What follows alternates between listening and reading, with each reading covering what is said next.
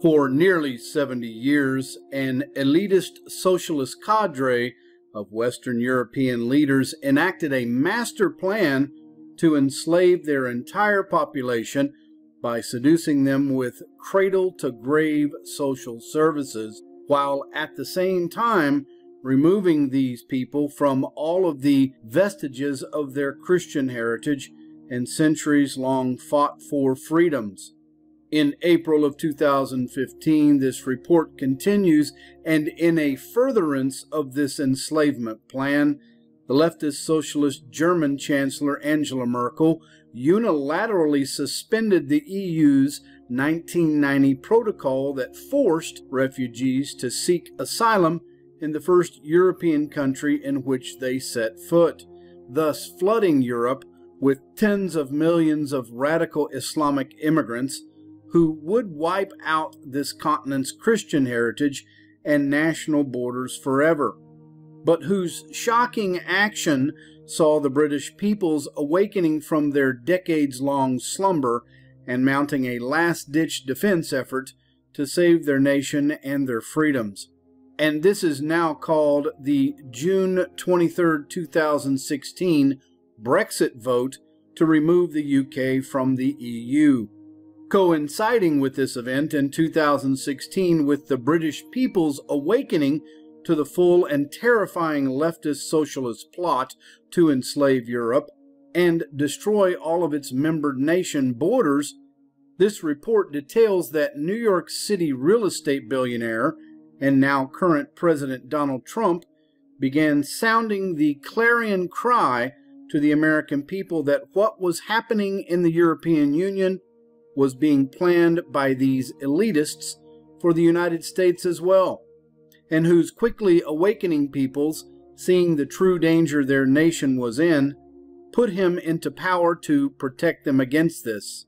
Unlike past politicians in America who rode their citizens' anger into power only to see them becoming part of the elitist forces they were elected to battle against, this report notes that President Trump has waged total war against these leftist socialists, exposing them all for the hypocritical demons they actually are.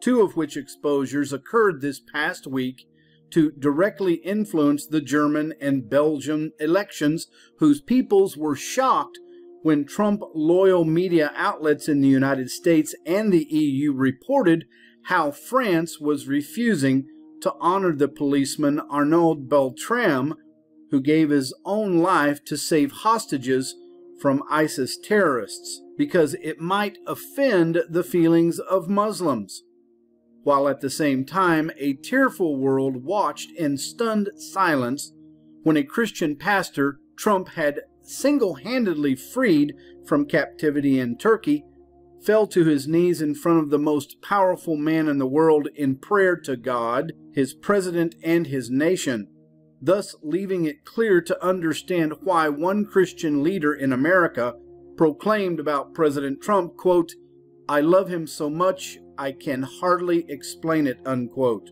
To other American citizens loving President Trump too for his exposing of these leftist socialist demons, this report states is now on full display all across the United States, such as the small city of Johnson City, Tennessee, whose 70,000 citizens this past week were overwhelmed by the over 90,000 people who came to see President Trump speak in an auditorium that only held 8,000 people.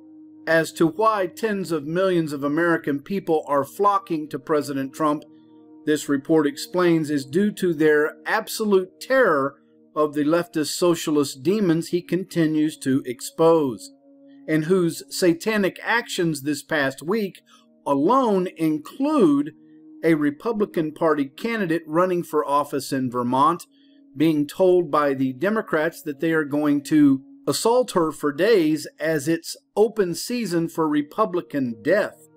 A Hillary Clinton supporter rapper named T.I.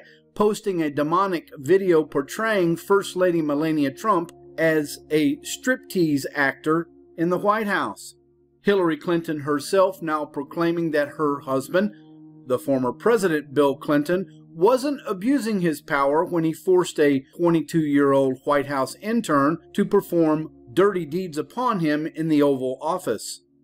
A Pennsylvania County Democrat Party chairman being told to resign because he posted a Facebook "I stand for the flag" unquote in defense of embattled police, and leftist Antifa mobs in Portland, Oregon burning the American flag and beating defenseless Christian patriots trying to pray, and whose mayor of Portland, Oregon, ordered the police not to stop this mob violence.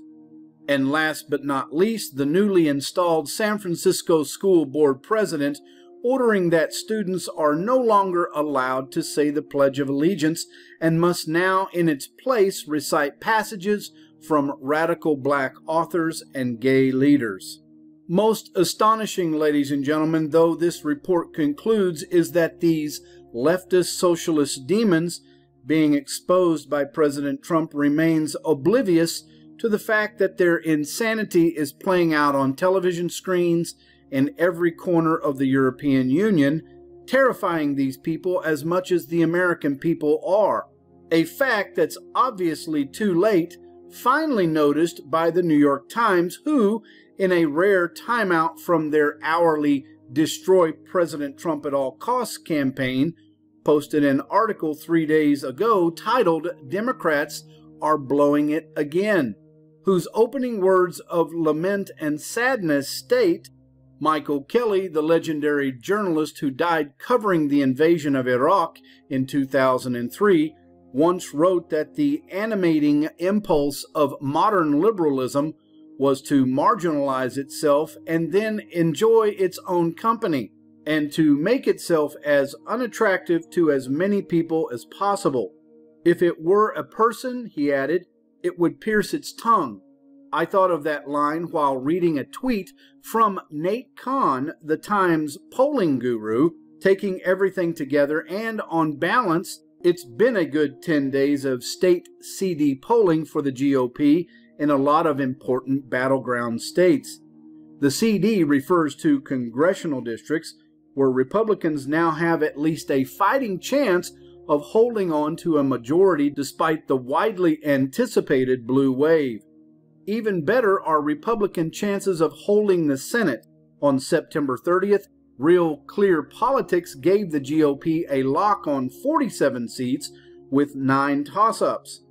Currently, it's 50 seats with 6 toss-ups, with races in Tennessee, Texas, and North Dakota increasingly leaning to the right. President Donald Trump's approval rating is also up from a month ago. This wasn't supposed to happen. Not during a midterm when the opposition party almost always gains seats, not after 21 months of Trumpian chaos, not after a year of #MeToo, not after Christine Blasey Ford's emotional testimony and Brett Kavanaugh's angry retort, and yet it is. Predictably, once again, American liberalism has pierced its own tongue.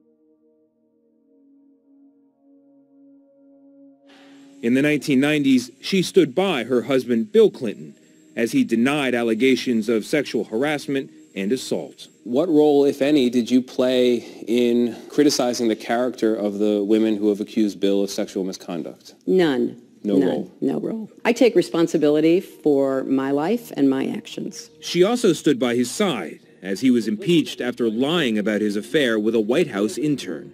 Some today have said he should have stepped down. In retrospect, do you think Bill should have resigned in the wake of the Monica Lewinsky scandal? Absolutely not. It wasn't an abuse of power? No. There are people who look at the incidents of the 90s and they say a president of the United States cannot have a consensual relationship with an intern. The power imbalance is too great. Who was an adult. But let me ask you this. Where's the investigation of the current incumbent, against whom numerous allegations have been made, and which he dismisses, denies, and ridicules? So there was an investigation.